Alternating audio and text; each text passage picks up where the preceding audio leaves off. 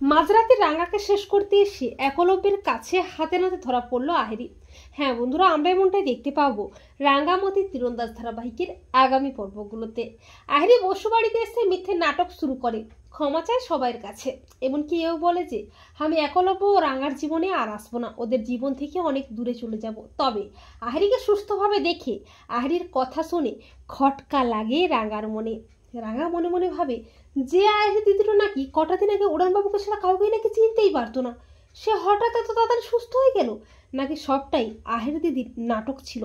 এরই মধ্যে বৃন্দার মা পুলিশ নিয়ে বসু বাড়িতে এসে সবাইয়ের নামে মিথ্যে অভিযোগ আনে। বাড়ির সবাই কি করবে কিছুই বুঝতে পারে না। রাঙা বলে, পুলিশ স্যার, মোট 7 দিনের মধ্যে বড় বৌদিদিকে খুঁজে আনবো, আর তারপরে এটাও প্রমাণটা করে দেবো যে এবাড়ির লোকজনেরা বড় বৌদির ওপর কোনো অত্যাচার করেনি, উল্টো বড় বৌদিদি এবাড়ির ক্ষতি করার চেষ্টাটা করেছে বারবার। অপরদিকে আহেরি আবারও রাঙার ক্ষতি করার জন্য উঠে পড়ে লাগে। পরদিন বসুবাড়ির সবাই যখন ঘুমিয়ে পড়ে তখন আহেরি মাঝরাতে বসু বাড়িতে ঢুকে রাঙার ঘরে যায় রাঙার ক্ষতি করতে। আহেরি বলে, রাঙা, তোমাকে আমি শেষ করে ফেলবো, তোমার জন্য আমার একলব্যকে আমি পাইনি, তুমি আমার একলব্যকে আমার কাছ থেকে কেড়ে নিয়েছো, তোমাকে আমি বাঁচতে দেবো না। এরপর আহেরি যখনই রাঙাকে মেরে ফেলতে যাবে করে ছুরি দিয়ে, ঠিক তখনই একলব্য চলে আসে। একলব্য বলে, আহেরি, তুমি মাঝরাতে রাঙাকে শেষ করতে বসু বাড়িতে এসেছো? তার মানে তুমি একটুও বদলাওনি, তাই না?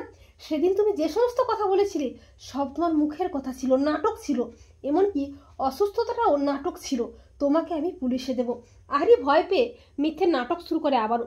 একলব্য বলে, তোমার খেলা শেষ আহেরি, তোমার নাটক আমি ধরে ফেলেছি। তো বন্ধুরা, তোমরাও এটাই চাও তো যে একলব্য যেন আহেরির মিথ্যের নাটক বুঝতে পারে আর রাঙার ক্ষতি করতে গিয়ে যেন আহেরি হাতে নাতে ধরা পড়ে? কমেন্ট করে এক্ষুনি জানিয়ে দাও তোমাদের মতামতটি।